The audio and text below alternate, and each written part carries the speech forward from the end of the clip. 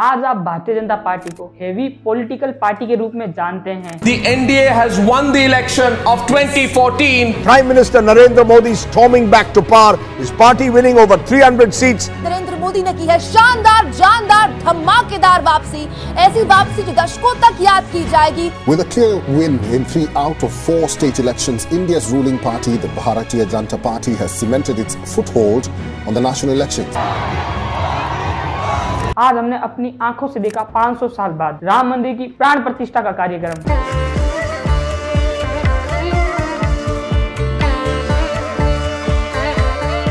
लेकिन हम आज बात करेंगे उस इंसान की जिनका बीजेपी के अंदर एक मेन स्ट्रीम और हैवी वेट बनाने में और राम जन्मभूमि के मूवमेंट में उनका एक बहुत बड़ा हाथ था। ये जो रथ है, लोक रथ है, जनता का रथ है, जो सोमनाथ से चला है और जिसने मन में संकल्प किया हुआ है कि 30 अक्टूबर को वहां पर पहुंच करके कार सेवा करेंगे और मंदिर वहीं बनाएंगे। I am in politics and I wish I could contribute towards changing the image of the ugly Indian politician. But for all Indians, a grand mandir for Sri Ram at Ram Janmabhoomi has been a desire and mission. आदरणीय नेता लाल कृष्ण आडवाणी जी को भारत रत्न देने की घोषणा की है। लाल कृष्ण आडवाणी का जन्म 1926 के अंदर अनडिसाइडेड के कराची के अंदर हुआ था। वो जन्म से ही स्वामी विवेकानंद को अपना आदर्श मानते थे और इसीलिए वे बहुत छोटी सी उम्र के अंदर ही उनका अपने धर्म और अपने देश के प्रति सेवा भाव था। उन्होंने 14 साल की उम्र में ही आरएसएस को ज्वाइन कर लिया। उनके समय में कराची के अंदर आरएसएस काफी इन्फ्लुएंसर था, लेकिन उसी समय भारत का बंटवारा हो चुका था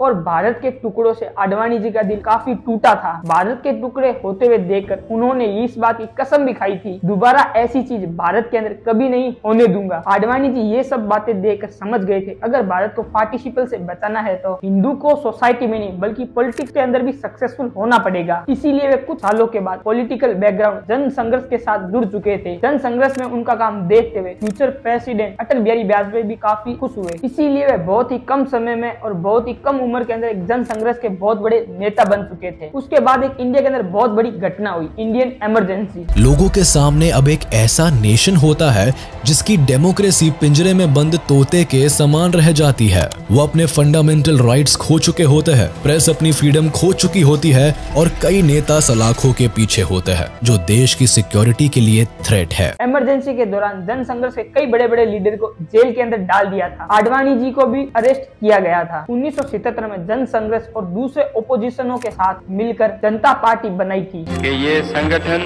चुनाव के बाद जल्दी हम बना देंगे और जनता के सामने हम पेश करेंगे। और पहली बार कांग्रेस को नेशनल इलेक्शन के अंदर हार का सामना करना पड़ा था। Replacement after 30 years in power of India's Congress Party. The feeling grew that Mrs. Gandhi was incredibly out of touch with the masses with whom she'd always identified. ये युग परिवर्तनकारी संकेत हैं। जनता की ललक, आपकी आशाएं आकांक्षाएं अब मूर्त रूप ले रही हैं।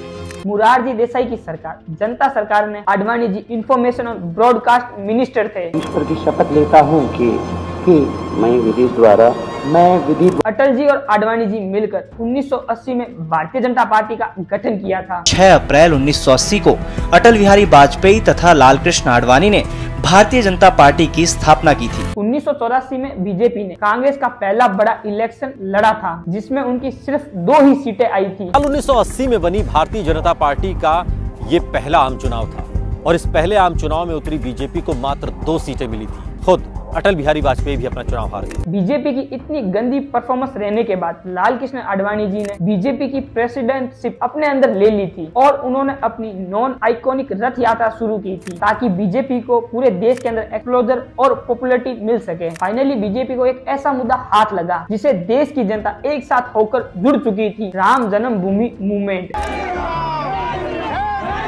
कलम चलाना छोड़ दिया, बंदूक चलाना सीखेंगे और हमारी प्रशासन जो है यही अब चाह रही है और यही करेंगे। जो अयोध्या में जो मंदिर है वो हिंदुओं का है, आज से नहीं सदियों पुराना है। उसको मुसलमान लोग बाहर तोड़ के बनाया, उसको तो हम मानने को तैयार नहीं है। 1990 में आडवाणी जी ने राम रथ यात्रा भी शुरू की थी, जिसमें उन्होंने ये बात की डिमांड की थी बाबरी मस्जिद को, जो ओरिजिनली राम मंदिर तोड़कर बनाई गई है, उसे हटाकर उस जगह एक भव्य राम मंदिर का उद्घाटन करना चाहिए। बिहार में प्रवेश कर चुकी थी, समस्तीपुर में एक बड़ी रैली होनी थी, बीजेपी और उसके सहयोगी पूरी तरह से तैयार थे। क्योंकि ये जो रथ है लोक रथ है, जनता का रथ है।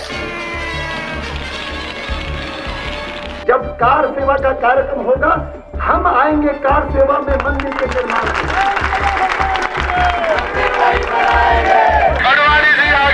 और तो और लालू जी ने तो आडवाणी जी की राम रथ यात्रा को भी रोका था और फिर उनको वहां से गिरफ्तार भी कर लिया था। आप ही गिरफ्तार कीजिए, वरना मुलायम को इसका राजनीतिक लाभ मिल जाएगा। ऐसा है, ठीक है, आडवाणी जी को अभी गिरफ्तार कराए दे रहे हैं। और लालू जी को तो आप जानते ही हैं, आडवाणी जी के रथ को रोका था।